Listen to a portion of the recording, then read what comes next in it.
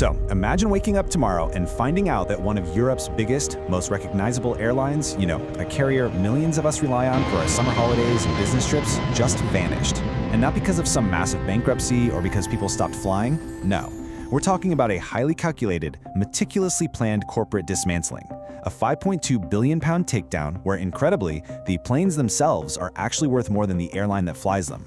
Welcome back to Air Flight Space. We're your go-to spot for aviation stories, air safety investigations, industry developments, and really just diving into the lessons that are shaping modern flight. Today, we're unpacking a story that is literally shaking the foundations of the European aviation market. The target? EasyJet. And the big question looming over all of this is whether this iconic orange and white airline is about to be carved up into pieces. All right, let's dive straight into the numbers because they are massive. 5.2 billion pounds. That's the sheer scale of the proposal currently sitting on the table. Over a recent weekend, a US-based investment firm called Castlelake submitted a bid to acquire the airline, offering £6.95 per share. But here's the kicker. This wasn't their first try. No way. This was actually their fifth proposal in just a matter of weeks, which just goes to show how incredibly aggressive and persistent they're being about taking control of the UK carrier. So, let's quickly trace the timeline that brought us to this high-stakes moment.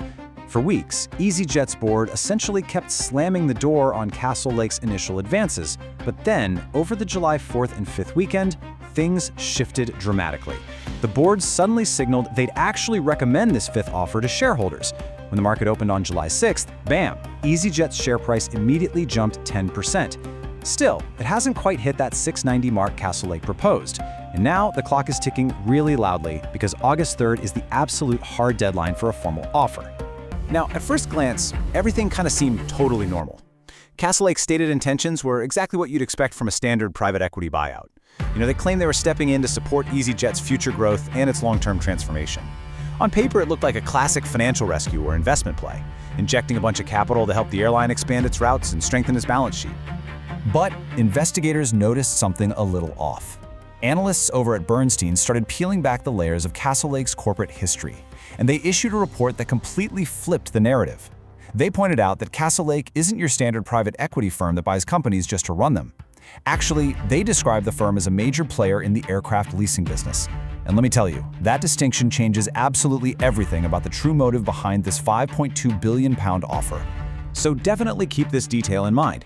Castlelake is what's known in the finance world as an alternative asset manager. They really don't have a history of investing in airline operations. I mean, their only real involvement in the past was a temporary stake in SAS, and that was always meant to be sold off to Air France-KLM anyway. Their true expertise is actually in the physical hardware of aviation, owning and leasing out the airplanes themselves. This detail would later become crucial because it revealed a massive plot twist. Castlelake isn't interested in selling plane tickets. They want the planes. Which brings us to the most critical question of this whole investigation. If a giant aircraft leasing company wants to buy a massive, fully functioning airline, what are they really after?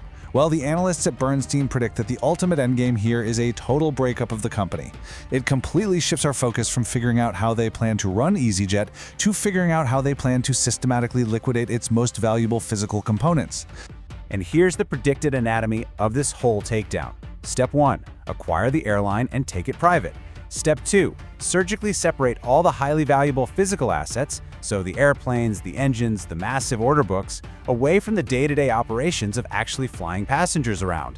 And finally, Step 3. Sell off the remaining skeleton of the airline, basically just its routes and its brand, to Europe's major network carriers. It is, quite literally, a calculated strip mining of an aviation giant. Now, if you're wondering what makes this target so incredibly attractive, it all comes down to EasyJet's internal treasury. Castlelake is looking at a fleet of over 200 fully owned aircraft. But even more mouth-watering is EasyJet's order book, roughly 180 highly sought-after Airbus A320 and A321neos, complete with state-of-the-art CFM International LEAP 1A engines. Look, in an industry dealing with massive supply chain bottlenecks right now, having instant access to those jets is literally like striking gold. Add in EasyJet's super valuable airport slots and its highly profitable holidays business, you've got the perfect target. So if this buyout actually succeeds, Bernstein analysts are predicting a total fracture of the airline.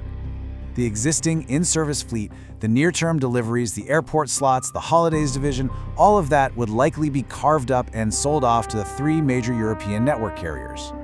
But what about that massive goldmine of an order book for future Airbus jets? Well, that hardware would likely be redirected to airlines outside of Europe, leased out by Castlelake for maximum profit. And here's exactly why this matters for anyone who flies. If you wipe EasyJet off the map, you don't just lose an airline, you fundamentally reshape the economics of European travel. Dismantling EasyJet would instantly cause a massive squeeze on intra-European flight supply. And we all know what happens when there are fewer planes flying. Ticket prices shoot up. The primary beneficiaries of this whole situation wouldn't be the passengers, for sure. It would be EasyJet's biggest low-cost rivals, Ryanair, Wizz Air, and Jet2. They'd suddenly wake up in a market with one less giant to fight. But, hold on a second. Investigators noticed a massive roadblock standing in the way of this £5.2 billion deal. See, Castlelake is a US-based firm, and operate an airline that flies intra-European routes, you absolutely have to comply with incredibly strict European Union foreign ownership rules. I mean, even EasyJet itself, a British company, had to set up an EU-based subsidiary just to keep flying freely across Europe after Brexit. So how do they plan to get around this? Well, they've engineered a highly strategic workaround. Castlelake intends to pull off the takeover using a newly created corporate vehicle that is majority owned by EU interests. And to make sure it has absolute, bulletproof industry credibility, they've brought in some serious heavy hitters to lead it. Former EasyJet Chief Operating Officer Peter Bellew and Mark Breen, the founder of Aerospace. It's essentially a perfectly legal, meticulously designed Trojan horse, built just to get past EU regulators. Yet, despite all this incredibly careful preparation, there is still one huge wild card in play. While the EasyJet board has kind of warmed up to the proposal, Easy Group, the entity representing the airline's founder, which holds about 15% of the company's shares, has been completely silent. Radio silence. They haven't commented on the £5.2 billion offer at all. And without their blessing, or at least their compliance, this entire master plan could completely unravel before that August 3rd deadline. So, what can we actually learn from all of this? If we look beyond the dramatic boardroom negotiations and the ticking clock, what does this saga really tell us about the current state of the aviation industry and the unseen forces that are essentially dictating the skies? This right here became a key lesson for both investigators and industry analysts. In modern aviation finance, we've genuinely reached a point where the physical hardware, the airplanes, the next-generation engines, a coveted spot in the Airbus manufacturing queue, is often worth vastly more than the operational airline itself. This £5.2 billion deal, it isn't really about flying passengers from point A to point B or offering great summer holiday packages. It is a ruthless battle for control over physical assets in an era where supply is tighter than it has ever been. Thanks so much for tuning in to Airflight Space. If you found this explainer informative, definitely leave a like and subscribe for more aviation investigations and air safety documentaries. But before you go, I want to ask you something. With supply chains tightening and demand absolutely soaring, do you think EasyJet is just the first domino to fall? And which major airline do you think will be the next target for its hardware? Let me know your thoughts down in the comments, and I'll see you in the next explainer.